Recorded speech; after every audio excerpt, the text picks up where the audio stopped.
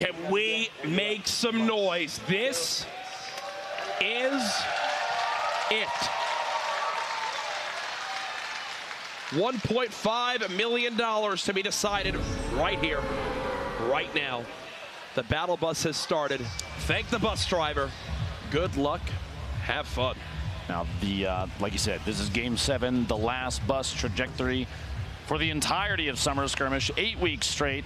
There's a top left to bottom right. It's a pretty even spread, a clear cut across the entire map. You get to see another even spread, players dropping in. I expect, I just got to say this, Nick Merckx versus Aiden, the final round.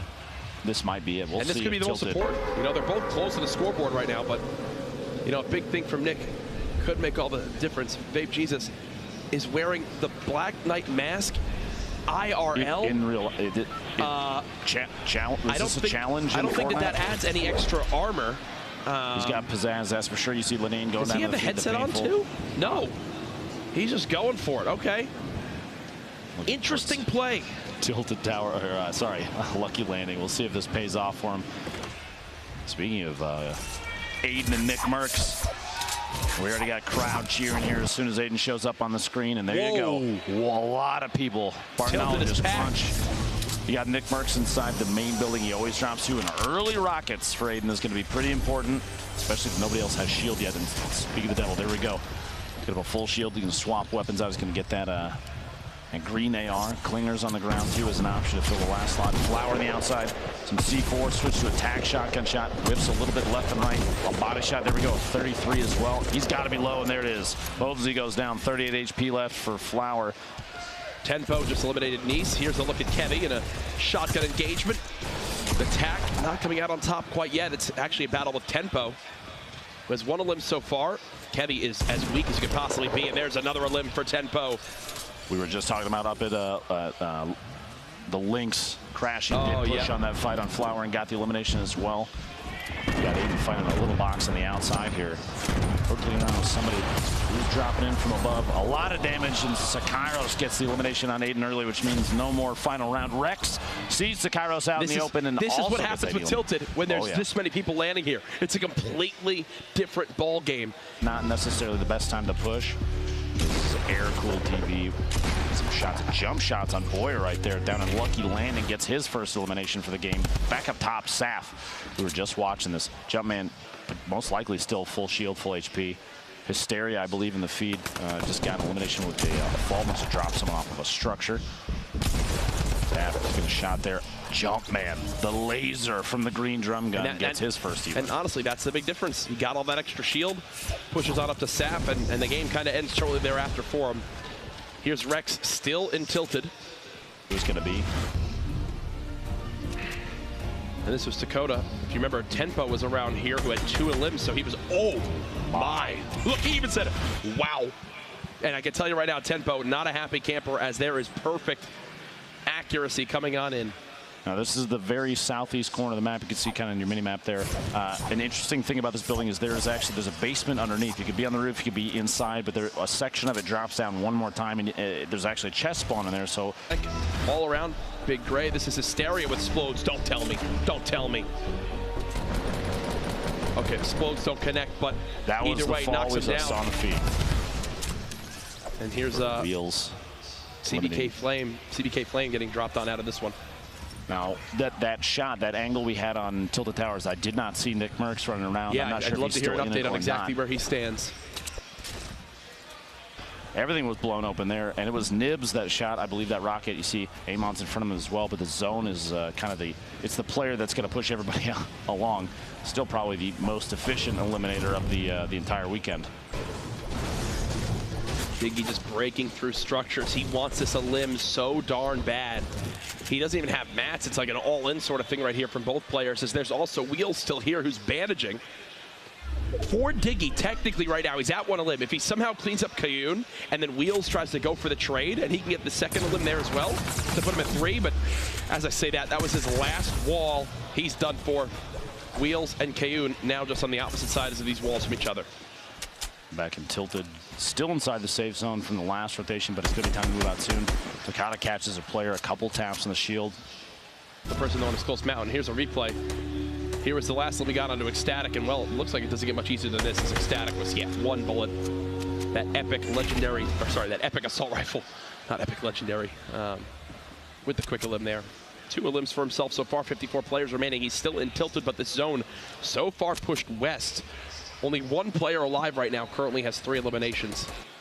Bartonologist will take the time to stop and medkit, and you see Blind trying to be the third party that engages on here. He's pushing forward. Blind can pay spoiler for both these players here. One on the opposite side of this wall. Been tagged once. There's the shots coming on in. First elim now for Blind, the second player peeking from above. Will this work out perfectly for Blind? You can't tell as of yet. To FPS at 121, that's a big tag with that heavy shotgun. Oh, out of the sky. As the crowd erupts there, that's his 3rd elim to FPS, getting on the board. A very good shot there on Blind on the way down. Got Landjock rocking the power cord still, trying to rotate his way inside. The Storm's going to push him 40 seconds roughly. 42 players remaining in this final game of the Summer Skirmish. AR ammo at 9. Basically nothing. Mats at basically nothing as well. This is, again, an all-in type play. When this zone closes, it'll begin hitting for 2 as well, and they still have a ways to go to reach safety. He's taking so much time for this. It's a big play here for only his 2nd elimination. He probably should have stayed ahead and just kept moving with his zone, unless he was afraid of the player. He's not even making a move on it. He's got to go. Unless his opponent has some form to heal HP, this is going to be a wash potentially. And he just launched or bounce padded up. And here, look, it's going to start hitting for 2. I mean, I don't think there's any way he makes this. Oh, gosh. Chasing another player behind him. He's just looking for the limit at this point. And don't get me wrong, this guy's totally weak, but this was not worth it. Too high of a chance. Tendon is going to go down. Tendon's actually going to make it out of this scot-free. Landjock throws himself the fall damage at 10 HP. The head nod from Tendon saying, yeah, the Storm can have you, and I'm going to stay alive. This is a top-down view. Takata getting his 3rd elimination on Bandit for his point in the 7th match. Nibs dropping down. There we go. The Storm's going to start to push. Very few players are still remaining outside the circle. Everyone's pretty much already established themselves. You see there on the left side of your screen. You got 1 player flying in from the east side, trying to get inside the safe zone, but there's not going to be a whole lot of gatekeeping. This is going to come down to the last few circles here, this final game. Good catch from Takata, dropping on in. There's still this crate here. I'm wondering if someone tries to loot it. I think that's what this push specifically was for. These shots, the shotgun shots and immediately catching yourself midair is incredibly fast gameplay. Oh gosh, he's getting shot from a 3rd party. Storm 44. Both of them are. He can squeeze his way in here in just a second, depending on the position of the Storm. He doesn't really have a whole lot here. 289 metal left. That's not necessarily going to be enough to push his way in. Depends on the choice of this 3rd player whether to continue to engage. Bandages and the campfire, though. Chunk of the prize money they'll be taking home of the 1.5 million. Now, if you're wondering what these fast edits are, he's basically letting the metal repair so we can see through it for moments like this. Quickly edits out, makes a window, edits out again. Tifu in the feed, eliminating Takata, one of our higher elimination players this game. FPS getting sprayed from the side. He's got the layer because there's multiple players in here. I believe the one he was just shooting it was spinning like a top. Got a 2nd elim. That was on the base soldier. 28 players left now. Morgoth's trying to establish his 3rd elim. This is FPS with 5. Morgoth again does get the 3rd elimination on FPS. That's a point for him. Ripmate here hanging out on the very edge of the circle. And the feed Tendons takes Strugs out. Gorilla gets Fulmer from TB. Morgoth gets another. So 4 elims for Morgoth. Expanding on the lead he had. It's going to take some incredible performances at the end of this to potentially dethrone him. And here's a look at everybody right now. Morgoth's close, I believe, towards obviously even more points in top 10. Poach moving into this next zone. You've got a number of players close to the cliff, too, building up towers. They have top-down views of pretty much everything. You can wait and bide their time. We had just for a second there, I believe Fade was up on the outside. You see Tifu moving in the back corner. 23 left, 35 seconds. Very fast builds, trying to establish basically any structure he can. Oh, no. It's a heavy tag. There's a look at everybody moving. Sam gets dropped on down. Tendons is one shot as well. Fade still keeping the high ground at max HP. Morgoth now at 5 elims.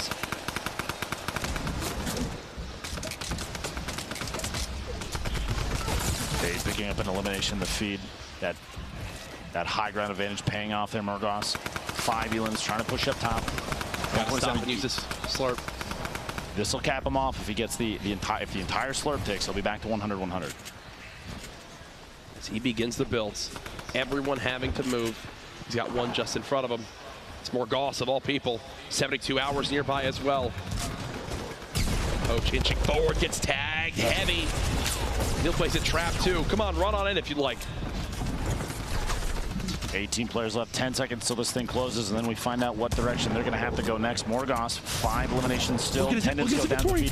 860 bullets in a minigun. He can spray this forever. Almost gets caught off guard. The edit there, bit back just a little bit. He's very low on materials now. Only 20 bullets left. Just got dropped by the storm. More fights going on around. 14 players. 14 players remaining. It all comes down to this. You see it. Look at everybody. Fade going down to the bottom of the screen. 13 players left. Kriz goes down to Cease. Merksman's still alive. Tfu's still up as well. Poach just hiding in his little box, and Triz the most HP left in the lobby at max 200. Morgoth has so much firepower, but not a lot of materials and shields. It's making him have to second guess these decisions. 11 players left. The final match, Game 7 of the Summer Skirmish. In the rotation, everybody's got to go west. Everyone's got to move. Here we go, folks. It's all going to develop quickly. Right in front of us. Tries to hit the shot. Nothing as of yet. Turns the corner. Spraying on down with the drum gun. The storm at his back. He's only got one direction he can go, and that is forward. He breaks the wall, looking to reload this double barrel. We know how lethal this can be as he moves close. There's a shot on the Tfu. Cease with the trade. 8 now left as everyone's pushing forward. Cease gets dropped by Bizzle. 7 players left are on the edge of this tower. One falls. There goes Sofa. As he took a tumble, Poach down low, playing the low ground. Triz trying to pop this big shield. These are our final players left. All the weeks of competition leading to this point. 6 players remaining. Marksman with the most health drops on down. That's actually Poach, who I believe is spraying at him right now. Marksman could have a big game on his hands. He's had a pretty quiet day up to this point, but this could solve it all right here. One more limb would guarantee him another point as well. He doesn't have a lot of materials. He's using them sparingly. One player in the house, that's Poach. You got Kooptree all the way up top. Spray down coming in. Poach with another limb. He's now at 3, which will earn him another point. Could Poach be making a sneaky move? Oh! Goes through the doors. He closes it. Marksman sneaks on in. That's another point. He's down to just 12 HP. Only gets a quick little tag there. Top 3 now. Kooptree, Triz, and Ghost Bizzle. This is it. Remember, Victory Royale is a $25,000 prize. Kooptree has bandages. He's playing the high ground. Triz couldn't have less HP. I'm wondering if Kooptree knows this. He's trying to make a bounce pad play. Nothing as of yet. Kooptree trying to keep this high ground. He flies into the storm. He'll die to the storm. 1 versus 1. Kooptree from the high ground dropping on down. This is it. The final zone is closing. Who will win the $25,000? Here he goes. He's got 1 layer on him. Will it be a heal up? No, he gets in his face. Oh my God! Ghost Bizzle. $25,000 richer. You thought he had it. You thought he had it, but here it is from Ghost Bizzle's perspective. How weak was he? How weak was he? Oh no, this could be heartbreaking. This could be heartbreaking. 26 left.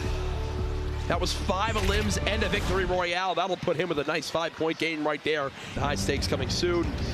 So awesome. You see the limit time mode, the wild card outfit, the high stakes challenges. That's the llama jewel that you have to pick up and carry. These are the challenges. Play 10 matches of the getaway. You get 5,000 XP. Moving forward, deal 500 damage to jewel carrying opponents. You earn the spray with the different suits. And then this is my favorite though. The final one, the contrail that you can wind up earning for yourself. Pick up a jewel in 5 different matches of the getaway, and you just got money, llama money, flying all around. Man, that crowbar looks incredible too. I can't wait for this thing to come out. Playing some getaway as soon as we get home, I guarantee you're gonna get those 10 matches done in what, 15 minutes? I don't know if that's possible, but Jack, all you have to do is get eliminated first. It's possible. You want to see high stakes once more. This is the gameplay. again as you fly on in. Safe Cracker is the new glider. So it looks like people can just kind of land right on where the crates will come on in, where the safes will fall. I love the fact that they have some UI elements on here too to keep track of everything that's relevant on the board. You can see it on the compass. You can see on the right side of your screen what's available and what isn't. Even that little sound, you hear the sound? Spinning the dial, trying to open the safe right there. Satisfying. And there's a go-ahead again, them opening up the jewel. Get the jewel, you take to the getaway van.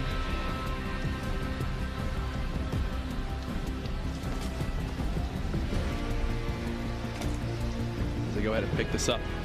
Following this, we will be heading down to the floor to begin to live reveal to our players where they stack up. We're going to be doing it in waves, essentially. So they'll be seeing live with us exactly what their purse is and what they're taking home. Oh, this for me. Oh my goodness. Curious question for you, Courage. Based on the grappler on screen right now, how do you think it would have modified kind of the way the games were played today? For me, adding another movement element. Right? For me, I'm wondering if it's something that you can use to like save yourself when falling. Like, oh, you get knocked down from something, you go ahead and grapple to the floor. Like, can you grapple the floor and have it stop you from taking fall damage? We get to play with this thing this week, right? Too. I can't wait. There's a celebration as they float on out. We know Margos, the top spot, 20 elims, 11 points, far and away our top competitor today. The only player, too, to come away with 20 or more eliminations, well ahead of the rest of the board there. Even Aiden pulling 18, Poach with 17, and names that you will recognize from all the previous weeks of Summer Skirmish. Everybody that's involved in this, they've all got to feel good about the performance, but man, those top 20s. There's Nick Merckx at that 17 spot. Remember, top 20 earned that extra bit of prize money. That was Go Sap, who wind up squeaking on through. Chap finishes in 28th, Tifu in 27th, Tempo in 29th, Hysteria in 30th. And there's a look at our top 48. Congratulations to everybody this week. At the end of the day, they all leave with some prize money, so you got to be pretty darn happy with that. Incredible performances, incredible moments, but there it is, our top 10. Margos, 225,000, 180K for Ghost Mizzle, 135,000 for Liquid Poach, 120K for Nate Hill, Tendons, $105,000, and I can tell you that Trap Victory Royale is a big reason why.